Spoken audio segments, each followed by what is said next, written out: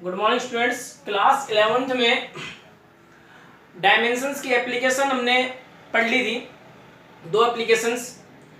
Third application जो है dimension की वो है to establish the relationship between physical quantity. हमको रिलेशनशिप एस्टैब्लिश करना है बिटवीन फिजिकल क्वांटिटी। आपको टू और more than two physical quantity दे दी जाएगी और उनके बीच में आपको रिलेशनशिप एस्टैब्लिश करना है थ्रू द डायमेंशन। अब ये जो एप्लीकेशन है इसका ओवरऑल मैं आपको ऐसा कहूं कि आपको डायमेंशन के बेस पर फॉर्मूले बनाने हैं, फिजिक्स के फॉर्मूले आपको डायमेंशन के बेस पर बनाने हैं। हमने पीछे फिजिक्स के फॉर्मूले जो आपको दे रखे हैं उसको डायमेंशन के बेस पे चेक किया कि वो डायमेंशन के बेसिस पर फॉर्मूले जो है लेफ्ट साइड और राइट साइड दोनों के डायमेंशन अगर एलएचएस आरएचएस इक्वल आ रही हैं तो इसका मतलब कि डायमेंशन अपने सही है। ठीक है, अब हम देखेंगे आगे to establish the relationship between physical quantity में। फर्स्ट ये टॉपिक कह रहा क्या है, relationship can be derived. Relationship को हम ड्राइव कर सकते हैं बिटवीन डिफरेंट फिजिकल क्वांटिटी। अलग अलग फिजिकल क्वांटिटी से हम रिलेशनशिप जो है वो देख सकते हैं by using the principle of homogeneity. कौन से प्रिंसिपल से? वही होमोजेनिटी प्रिंसिपल, डायमेंशन का जो होमोजेनिटी प्रिंसिपल है वो। इफ इट इज नॉन, हम जानते हैं कि द गिवन फिजिकल क्वांटिटी, जो फिजिकल क्वांटिटी हमको दी हुई है, depend upon which other quantity, वो कोई अदर फिजिकल क्वांटिटी पर डिपेंड करती है। आपको क्वेश्चन के अंदर फिजिकल क्वांटिटी दे देगा और वो फिजिकल क्वांटिटी आपको दूसरे फिजिकल क्वांटिटी पर डिपेंड बताएगा। Then an equation can be written which represent relationship between these quantity. और हम एक इक्वेशन रिप्रेजेंट कर सकते हैं, इक्वेशन लिख सकते हैं। तो इस क्वांटिटी को वो जो हम इक्वेशन लिखेंगे वो फिजिकल क्वांटिटी के बीच की रिलेशन की इक्वेशन होगी। ठीक है, और इसी को ही हम इसी से ही हम क्या नाम है उस फिजिकल क्वांटिटीज में रिलेशनशिप ड्राइव करेंगे। तो इसके लिए हम सबसे पहले क्वेश्चन देखते हैं इसके बेसिस पर। फर्स्ट क्वेश्चन है, question number first, the frequency n of vibration, the frequency small n of vibrations of a wire depends upon the length small l of the wire, tension capital T and mass small m per unit length. Establish the formula with the help of dimensional method. Dimensional method के through हमको formula जो है वो drive करना है, relationship जो है वो ड्राइव करना है। तो सबसे पहले देखेंगे इसका आंसर, क्वेश्चन नंबर फर्स्ट का आंसर देखेंगे। डायमेंशनल मेथड से हमको इसमें रिलेशनशिप ड्राइव करना है। तो इसके लिए सबसे पहले आपके पास देखो क्वेश्चन में दे के रखा है फ्रीक्वेंसी, सॉल्यूशन, फ्रीक्वेंसी को आप किससे लिखते हैं? एन से। N of vibration of a wire depend upon the length, length पे डिपेंड कर रहा है, लेंथ। दूसरी फिजिकल क्वांटिटी आपको क्या दे दी? Length small L of the wire. Tension आगे आपको दे रखा है टेंशन, थर्ड फिजिकल क्वांटिटी दे दी आपको tension capital T. And mass per unit length, तो मास पर यूनिट लेंथ और इसको हम किससे रिप्रेजेंट करते हैं? स्मॉल m से। एस्टैब्लिश द फॉर्मूला, अब इनके बीच में आपको फॉर्मूला एस्टैब्लिश करना है। तो सबसे पहले आपको काम क्या करना है, जो वैल्यू आपको दे दी गई, जो फ्रीक्वेंसी जो है ये किस पर डिपेंड कर रहा है? क्वेश्चन की फर्स्ट लाइन पढ़ लो, किस पर डिपेंड कर रहा है? लेंथ पे, टेंशन पे और पर यूनिट मास पर। ठीक है, पर यूनिट लेंथ के मास पर।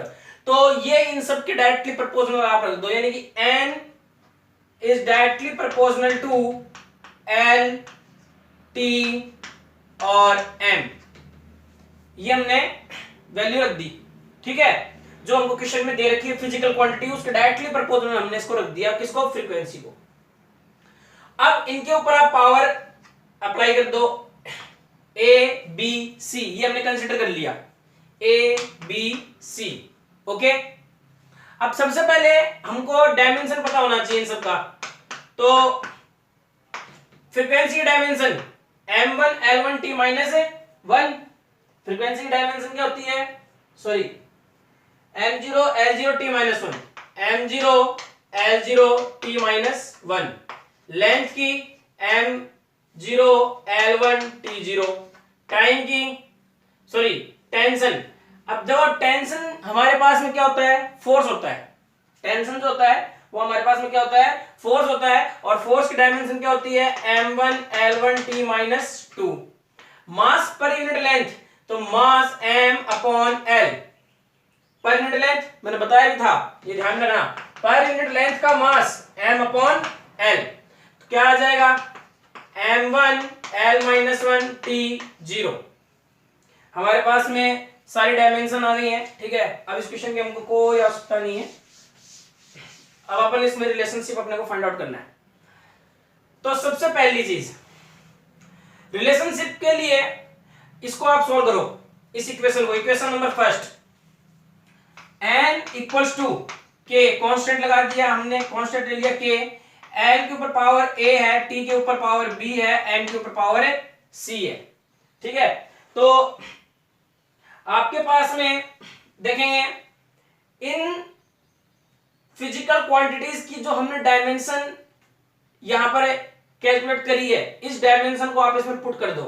तो all dimension put in equation है सेकंड, ठीक है। तो ऑल डायमेंशन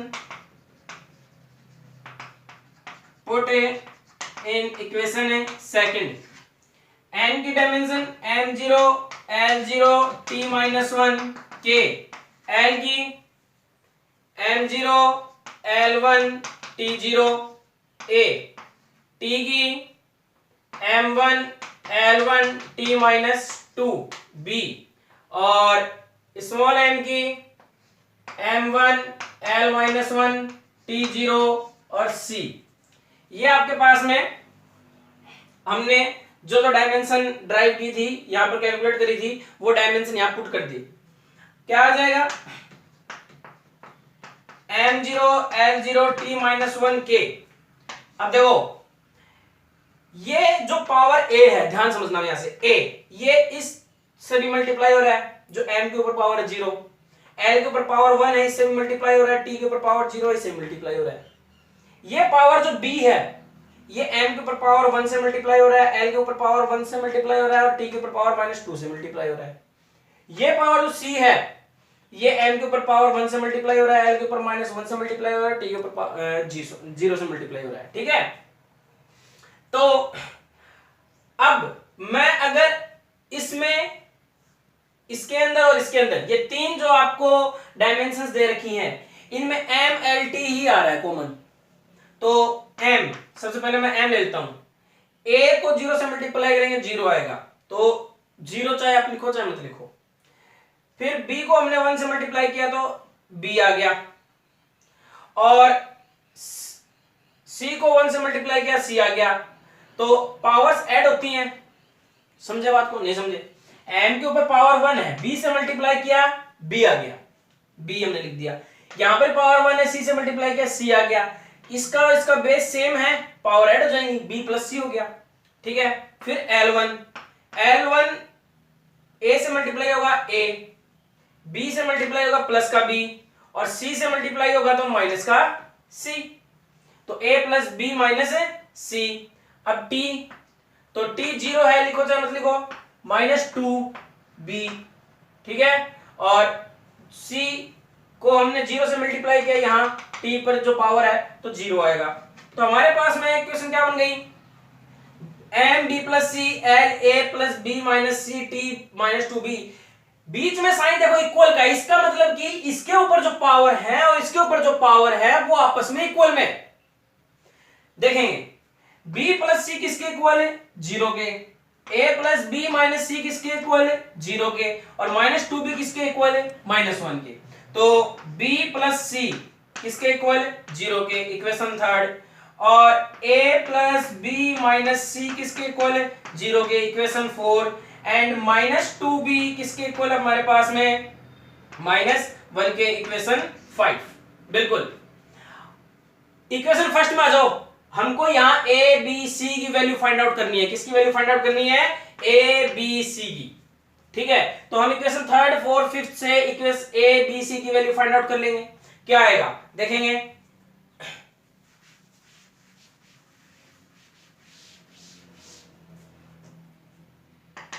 फ्रॉम इक्वेशन सबसे पहले आप किसी भी एक की वैल्यू निकाल लो। पहले हम बी की वैल्यू निकाल लेते हैं फ्रॉम इक्वेशन 5। फ्रॉम इक्वेशन 5 तो b इक्वल्स टू -1 अपॉन -2 कितना हो गया अपने पास में 1/2। b की वैल्यू कितनी आ गई 1/2। ठीक है, इक्वेशन 6। अच्छा, इसके बाद में putting value of equation 6 in equation third. Putting value of equation 6 in equation third. Equation 6 की वैल्यू हमने किसमें पुट कर दी, इक्वेशन थर्ड में पुट कर देंगे हम। क्या आ जाएगा आपके पास देखेंगे, b 1/2 plus c equals to 0। तो c की वैल्यू क्या आ जाएगी -1/2 इक्वेशन 7। ठीक है, ओके। अब b और c इसकी वैल्यू आप किसमें पुट कर दो, इक्वेशन 4 में। Putting value of equation 6 and equation 7 in equation 4। ठीक है, क्या आ जाएगा, मैं बता देता हूं, ये वाला फॉर्मूला रख देता हूं मैं एक बार। ठीक है, यहां से बता रहा हूं मैं।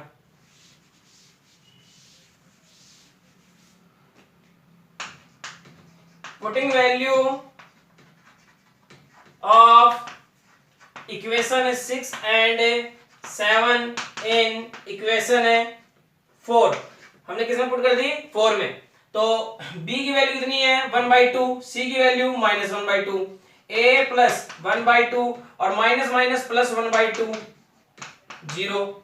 भाई ये c की वैल्यू -1/2 है, यहाँ माइनस c है, -1/2 माइनस प्लस हो जाएगा हमारे पास। क्या आ जाएगा a, अब ये +1 इक्वल्स टू 0, तो a इक्वल्स टू क्या हो जाएगा -1।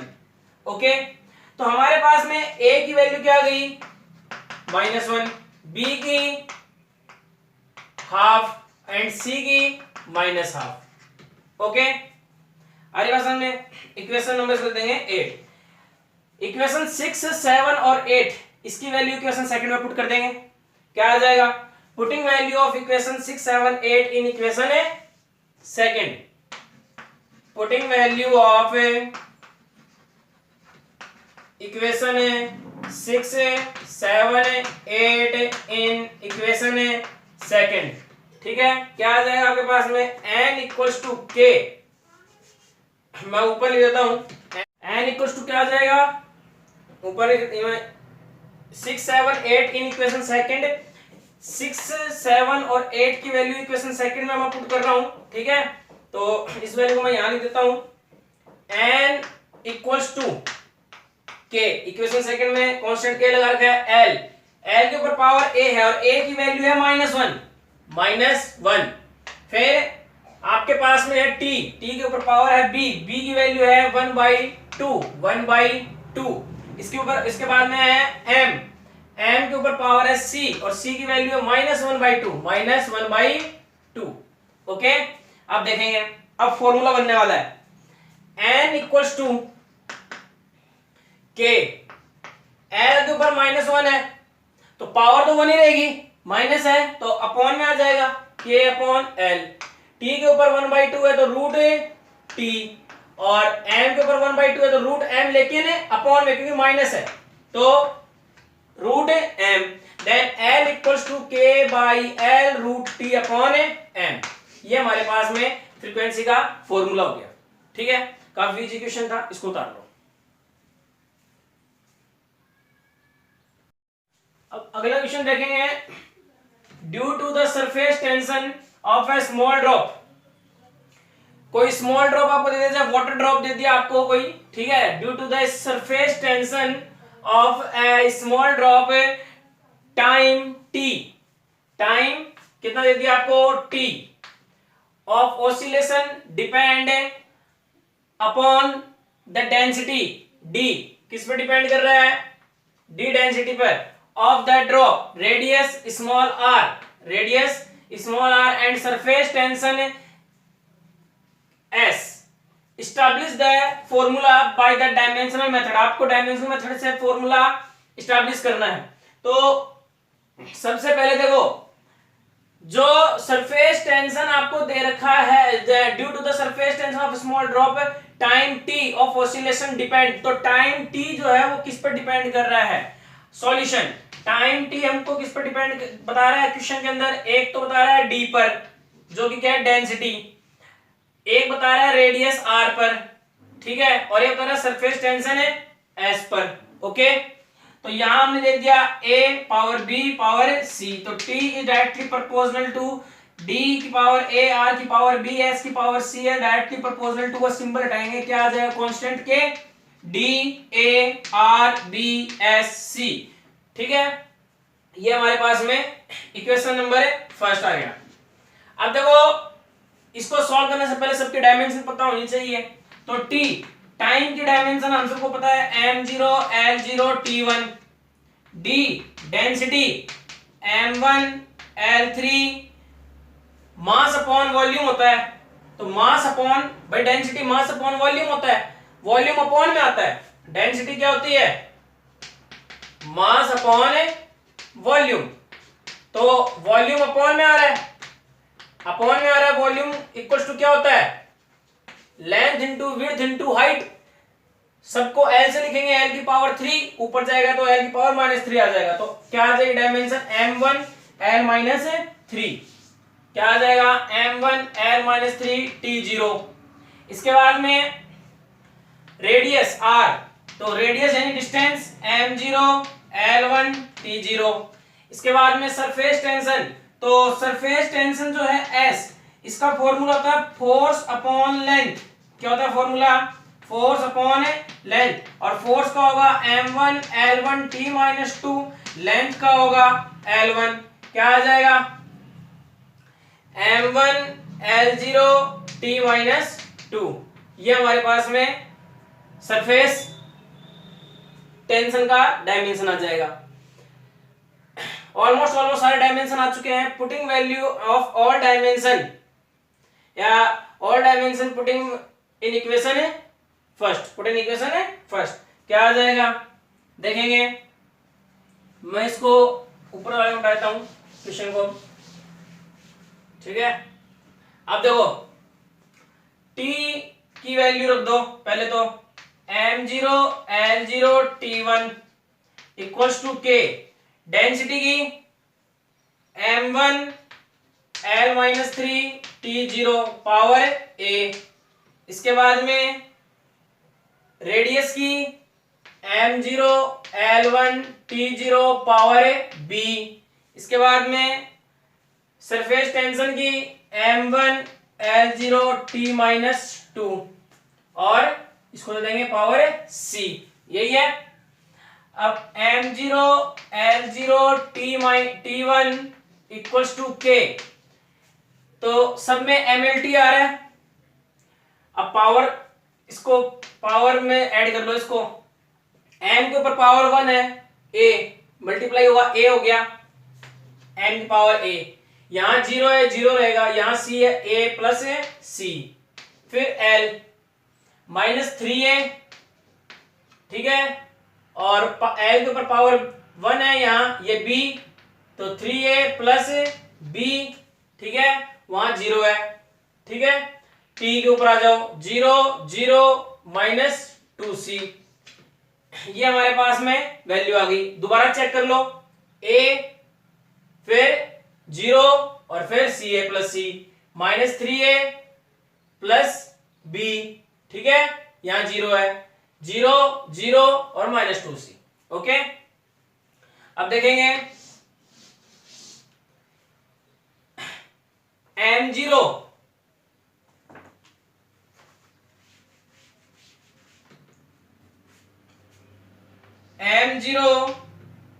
L0 t1 equals to k, तो इसको यहां देखो, अब a प्लस c की वैल्यू जो है किसके इक्वल है?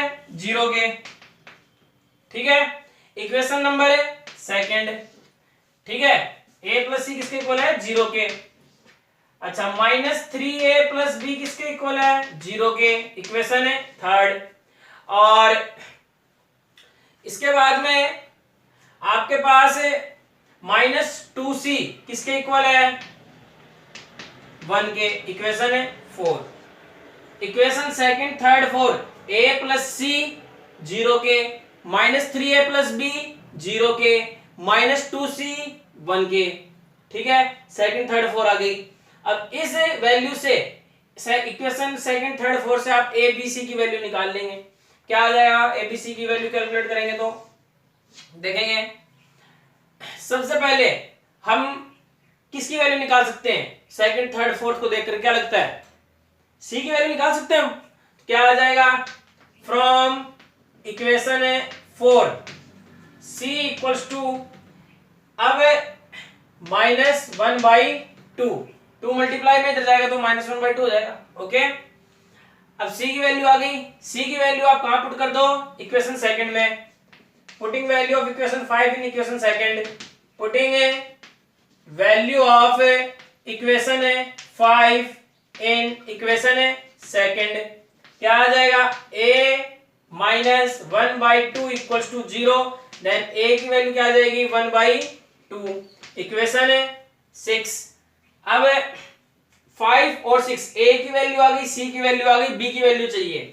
तो पुटिंग वैल्यू ऑफ इक्वेशन 5 क्यों चाहिए? क्योंकि हमको देखो a b c की वैल्यू चाहिए। ध्यान रखना है यहाँ पर, इसको मत भूल जाना। कभी न्यूमेरिकल करते जाओ इधर भूल जाओ इक्वेशन नंबर फर्स्ट। हमको a b c की वैल्यू चाहिए, इसलिए हम इतना काम कर रहे हैं। तो c की निकल गई वैल्यू, a की वैल्यू फाइंड आउट हो गई। Putting value of equation 5 and equation 6 in equation third, putting value of equation 5 and 6 in equation third, क्या आ जाएगा? इसको मिटा देता हूं। अब देखेंगे, ये क्वेश्चन फर्स्ट याद रखना है, इसलिए इसको नहीं मिटाया। ठीक है, इसको काम में हम लेंगे आगे। क्या आ जाएगा इक्वेशन थर्ड में? तो -3, a की वैल्यू 1/2, तो 3/2 प्लस, अच्छा b की वैल्यू क्या आएगी? हमको b की वैल्यू फाइंड आउट करनी है, 0। तो इक्वेशन थर्ड में अगर आप ओनली इक्वेशन 6 की वैल्यू रखोगे तो ये काम बन जाएगा। देखो a की वैल्यू 1/2 दे रखी है, यहां पर खाली a है, c तो है ही नहीं भाई। यहां पर क्या है? ओनली a है, c थोड़ा ना अपने पास में, c नहीं है। ठीक है, तो अगर हम यहां पर ओनली a की वैल्यू रखेंगे तो हमारा काम बन जाएगा। ठीक है, क्या आ जाएगा? Putting value of equation 6 in equation third, तो b की वैल्यू क्या आ जाएगी? 3/2। ओके, दोबारा से इक्वेशन 4 से हमने c की वैल्यू निकाल ली, -1/2। इस वैल्यू को हमने इक्वेशन सेकंड में रख दिया, a की वैल्यू आ गई 1/2, और a की वैल्यू को हमने इक्वेशन थर्ड में रख दिया, b की वैल्यू आ गई 3/2। अब इसको देंगे equation number second, putting value of equation 5 6 7 in equation first, putting value of equation 5 6 7 in equation first, क्या आ जाएगा? t equals to k, d के ऊपर पावर कितनी है? a 1/2, r के ऊपर पावर कितनी है? b 3/2, s के ऊपर पावर कितनी है? c -1/2। क्या हो जाएगा? देखो t इक्वल्स टू k, अब देखो d के ऊपर 1/2, d के ऊपर 1/2, r की पावर है 3/2, तो 3 × 1/2 लिखता हूं इसको मैं, और s के ऊपर है -1/2, तो अपॉन में s 1/2, क्या आ जाएगा? t equals to k। ठीक है, तो इसको हम क्या लिख सकते हैं? रूट r क्यूब, क्योंकि 1/2 तो r के ऊपर रूट लग गया, और d के ऊपर भी 1/2 तो d के ऊपर भी रूट लग गया, और r के ऊपर एक पावर है क्यूब, तो ये क्यूब आ जाएगा, अपॉन एस। तो हमारे पास फॉर्मूला क्या बन जाएगा, t equals to K root R cube D upon S, ये हमारे पास वैल्यू हो गई। तो हमने डायमेंशन मेथड के एप्लीकेशंस जो है, डायमेंशन के थ्रू जो एप्लीकेशन है उनमें तीनों एप्लीकेशन हमने देख लिए, उनके बेसिस पर हमने न्यूमेरिकल्स भी देख लिए। कुछ एक जो न्यूमेरिकल्स हैं वो आपको होमवर्क के लिए दिए जाएंगे जब आपकी क्लास नहीं लगेगी, ठीक है। तो आपको इन सभी न्यूमेरिकल्स को कॉपी में उतारना है।